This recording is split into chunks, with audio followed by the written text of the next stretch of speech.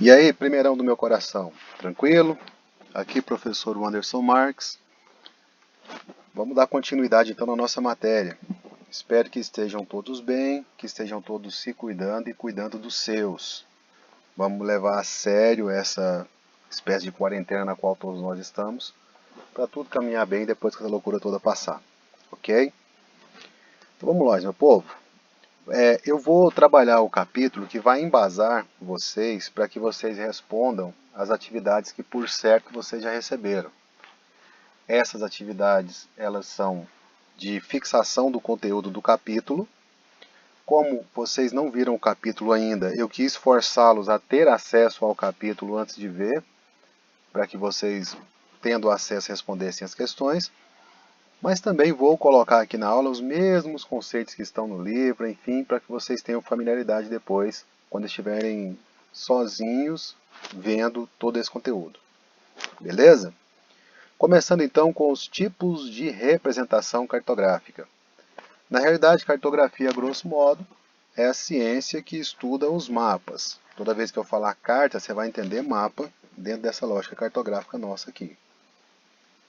Nesse sentido, vamos lá. Começando por planta. Todo mundo já deve ter visto no cotidiano alguma planta. Planta é planta de uma casa, planta de uma praça. Na real, a planta é uma carta, um mapa, né?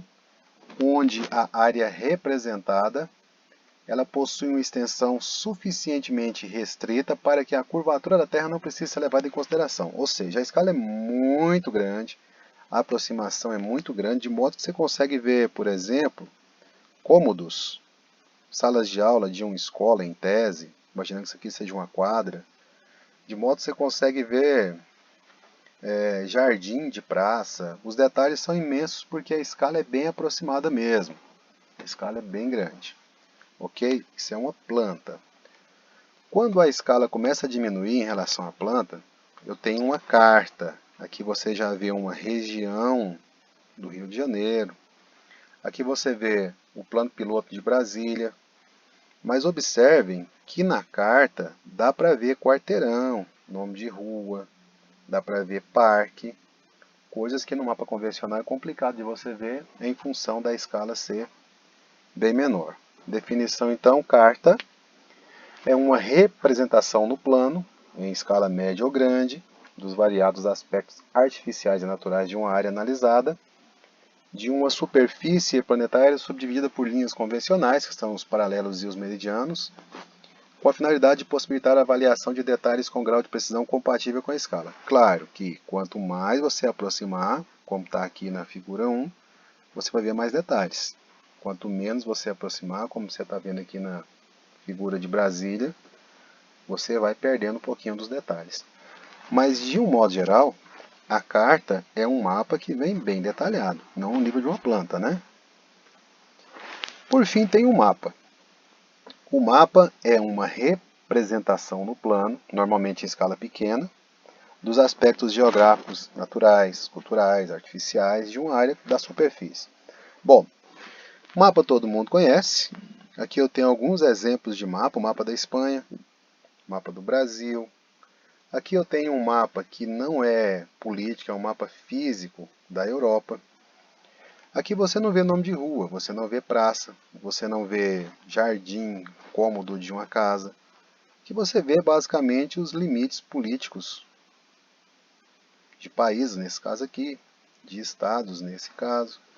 Aqui você vê limites de altitudes, as cores mais escuras indicam altitudes maiores. Enfim, mapa, acho que todo mundo conhece. Os mapas, eles podem ser temáticos. Mapas temáticos não são mapas políticos, né? A ideia não é mostrar a divisão de estado, cidade, essa coisa toda. Mas sim associar fenômenos representados dentro de uma distribuição espacial qualquer de acordo com o título. Mapa temático são mapas onde são utilizados símbolos qualitativos e quantitativos e o fenômeno a ser representado é identificado em sua distribuição espacial. Aí tem duas formas. Tem o cartograma e tem a anamorfose. Vamos primeiro ao cartograma. No cartograma, o objetivo desse tipo de mapa é mostrar as informações sobre a distribuição espacial do objeto de estudo. Então vamos lá, eu tenho um mapa aqui mostrando a distribuição espacial da indústria de 2002. Repare que o título no cartograma ele é essencial, ele é importantíssimo. E aí, olhando para a legenda, eu vou ter a perspectiva da distribuição industrial no Brasil. A gente vê, por exemplo, aqui que as maiores concentrações estão no Sudeste, nessa região aqui, e tem alguns lampejos espalhados pelo Brasil, no Sul, no Centro-Oeste, pensando nesses pinguinhos, pouca concentração mais existente em Manaus, em Belém, no Nordeste e por aí vai. O segundo exemplo aqui, eu deixei ele sem título para vocês perceberem a importância que um título tem. O que quer dizer um mapa desse aqui? Então, por exemplo, podia ser principais fluxos de produtos no comércio interno brasileiro. Dentro dessa leitura, eu ia perceber que a maioria dos produtos saem do eixo Rio-São Paulo e são levados para o Brasil inteiro. Honestamente, eu nem sei qual que é o título desse mapa, não. Eu deixei ele sem título só para fazer essa análise mesmo. Enfim, cartograma é isso. E tem a anamorfose. Anamorfose são esses mapas estranhos em que lugares aparecem muito grandes, distorcidos, outros lugares aparecem pequenininhos. Enfim, anamorfose é um mapa no qual as superfícies reais, ou seja, os países estados, regiões, etc., acabam sendo distorcidos para se tornar proporcionais à variável que está sendo representada. Anamorfose também, o título é importantíssimo. Por exemplo, pega aqui, percentual da população branca nos estados brasileiros. Os estados que aparecem em maior tamanho, eu vou entender que é onde tem mais população branca. Os que aparecem em menor tamanho são os que têm menor população branca. Olha a Bahia, por exemplo, tamanhozinho. Santa Catarina é um dos grandes estados de população branca no Brasil. Na morfose da direita, eu tenho aqui a distribuição dos cristãos pelo mundo. Quando você ouvir falar aí, por exemplo, que o Brasil é um grande país cristão, numa anamorfose que trata desse tema, o Brasil tem que aparecer grande no mapa, assim como os Estados Unidos. Olha o Oriente Médio, quase nem aparece. Por quê? Porque a religião predominante lá é o islamismo. Enfim, a anamorfose é esse tipo de mapa cuja proporção do lugar representado está relacionado com o tema que é abordado. Ok? Sigamos, vamos falar do globo terrestre. O globo terrestre é uma representação tridimensional que vai representar a superfície esférica, tal como é a Terra,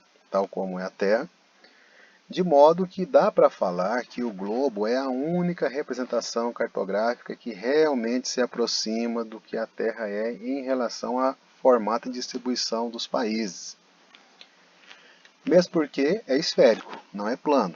Pensa só, se eu pegar uma estrutura esférica e representar em um plano, por si só já tem distorção. Concorda comigo?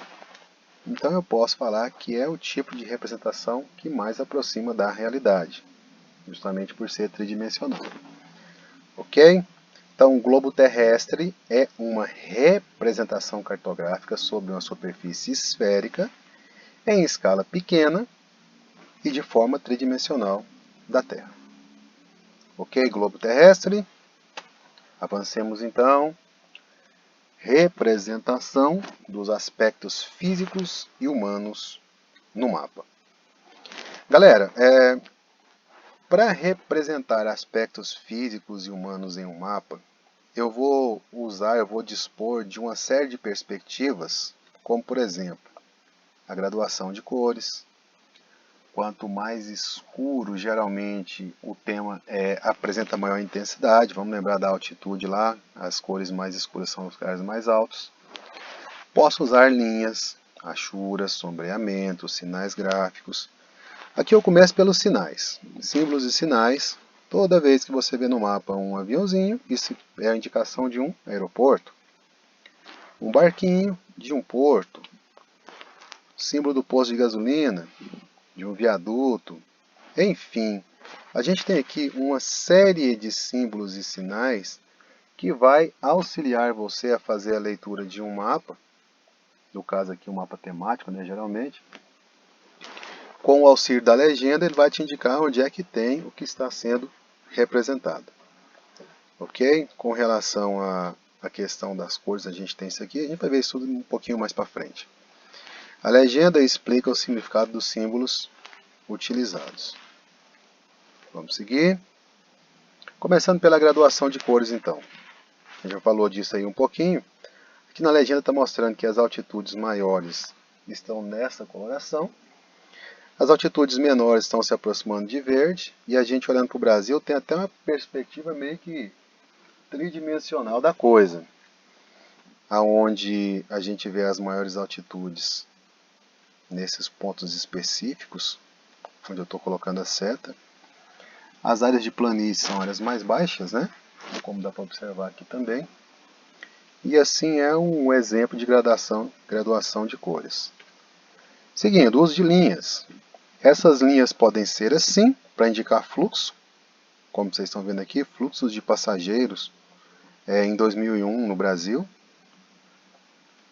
Muitos passageiros entre o sudeste, do sudeste para o nordeste, do centro na direção do norte, enfim. E nós temos aqui também o uso de isolinhas. E aí nesse caso são linhas que vão indicar unidades de mesmo valor, dependendo do que é representado. Lá na frente a gente trata de todas as isolinhas que o livro sugere também. Além do uso de símbolos, uso de linhas, tem o uso de achuras. A achura, galera, é esse tipo de representação aonde a legenda vai indicar o que significa o desenho dentro do mapa. Geralmente eles são preto e branco mesmo. Por exemplo, essa área de planície aqui está simbolizada por um espaço meio branco, meio cinza, com risquinhos espalhados. O que subentende que essas áreas aqui são mais planas.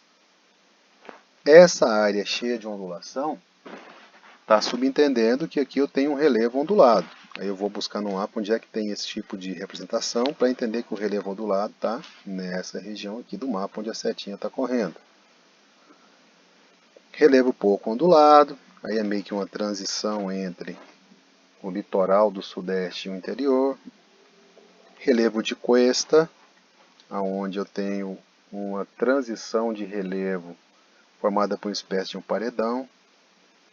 Rios encaixados são os vales dos principais rios. E aí a achura é basicamente isso. Também pode ser com linhas paralelas, com linhas pontilhadas. A achura pode ser de várias formas. Esse aqui é um exemplo. Uso do sombreamento. O sombreamento dá até uma perspectiva tridimensional também. Eu consigo perceber por aqui que, em tese, esses lugares são lugares mais altos, né? Onde estão mais sombreados aqui. Os rios correm nos lugares mais baixos, enfim. Dá para fazer mapa assim também.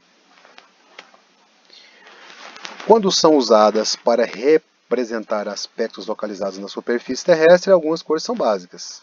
Por exemplo, geralmente a cor vermelha simboliza correntes marinhas, rodovias. A cor azul, aspectos relacionados à água. Acho que todo mundo sabe disso. O preto vai ser usado nas linhas que vão limitar os lugares dos estados, dos países. Os mapas geralmente eles são circulados por linhas pretas. Mas também tem os pontinhos pretos que indicam cidades, vilas. Quando o pontinho é mais grosso um pouquinho, geralmente é a capital. Enfim, o preto é para simbolizar isso. O verde está associado à vegetação e cultivo, em mapas temáticos, lógico. Ok? Por fim, tem as isolinhas, que são linhas traçadas em um mapa. Essas isolinhas, elas são linhas que vão unir pontos de igual valor de acordo com o que é representado. Geralmente, quando a isolinha é de relevo, tem curva de nível. Curvas de nível são linhas que unem pontos de relevo de uma mesma altitude, no caso da isoípsa. Vamos lá, vamos tratar de algumas isolinhas de acordo com o que o livro está tratando aí. Só lembrando, são várias, dezenas, talvez centenas de isolinhas. A gente está tratando só algumas para dar exemplo. Por exemplo, tem a isoieta. Isoietas são linhas que unem pontos de igual precipitação pluviométrica, de chuva. Aí a gente tem aqui no mapa essas cores, essas linhas limitando essas cores, e aqui na legenda o valor da precipitação de cada uma dessas linhas. Por exemplo, vamos pegar aqui, ó, 550 milímetros por ano. É muito pouca coisa, né? Isso está no sertão do Nordeste. Então a gente sabe que no sertão chove pouco. As linhas mais escuras, 2.850 milímetros, o que subentende muita chuva, estão na região da Amazônia. Lá. E assim por diante. Mapa que usa isolinha, que indica chuva, essas linhas chamam isoietas. Temos as isóbatas. Isóbatas são linhas que unem pontos de igual profundidade abaixo do nível do mar. O aparelho que mede essa profundidade é o batímetro, daí o nome isóbata, associado a batímetro. Pela isolinha, eu entendo que a partir desse ponto aqui eu tenho 100 metros de profundidade em relação ao nível do mar. Aqui, essa linha mais clarinha vai delimitar o limite de 10 metros. E assim por diante. Quando a ideia é indicar a pressão atmosférica, eu tenho a isóbara. Bara, para lembrar barômetro, que é o aparelho que mede pressão atmosférica. Então eu tenho aqui, por exemplo, essa área do sul e sudeste do Brasil em contato com o oceano, mostrando ali uma pressão atmosférica média de 1024. Então, quando a ideia é tratar de pressão atmosférica, eu tenho a isóbara. A isoterma, lembra termômetro, vai unir linhas de igual temperatura. Aí, pela isoterma, que a gente percebe, por exemplo, que essa região aqui da Ilha do Marabá, pegando um pouquinho do Acre, são lugares onde a temperatura chega a 26 graus por ano na média. As temperaturas mais baixas estão lá para o sul, 16 graus, enfim, na região serrana, né? E assim por diante.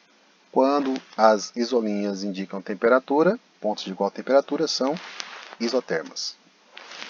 Quando a gente pensa em relevo, altitude em relação ao nível do mar, mas altitude positiva, eu tenho as isoípsas, já falamos dela lá atrás. Olha esse exemplo aqui, ó. Eu tenho uma altitude de 200 metros aqui. Essa altitude aqui está na área do 0 metro, porque a próxima já é 50, é de 50 em 50, aqui 250. Então, subentende tem dois morros aqui, ó. Começa, sobe, chega no pico do morro, desce, vai para o vale, começa a subir de novo, tem um morro maior aqui, e assim por diante.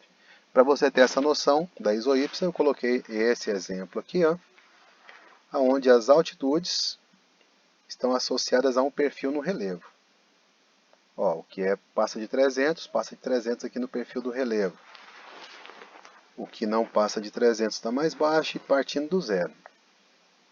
Aqui eu tenho então, se eu não me engano, o Morro da Urca, e aonde tem lá o teleférico no Rio de Janeiro. O bondinho do Pão de Açúcar, né? Me parece que é isso mesmo. Bom, quando as isolinhas indicam pontos de igual altitude, elas são isoípsas. E para finalizar, temos aqui as isoietas, linhas que unem pontos de igual precipitação. É a primeira, né? Na verdade está repetindo aqui, já falamos sobre isso. Eu dei o exemplo do sertão do Nordeste que chove menos, 550 milímetros, e da Amazônia onde chove muito, 2.850. Ok, galera? No mais, qualquer dúvida que for surgindo aí, vão guardando essas dúvidas, a gente tira essas dúvidas dentro da sala de aula mesmo, tá? Grande abraço para vocês, até a próxima aula, e como eu disse no começo, se cuidem, e cuidem dos seus também. Abração, tudo de bom, fiquem com Deus.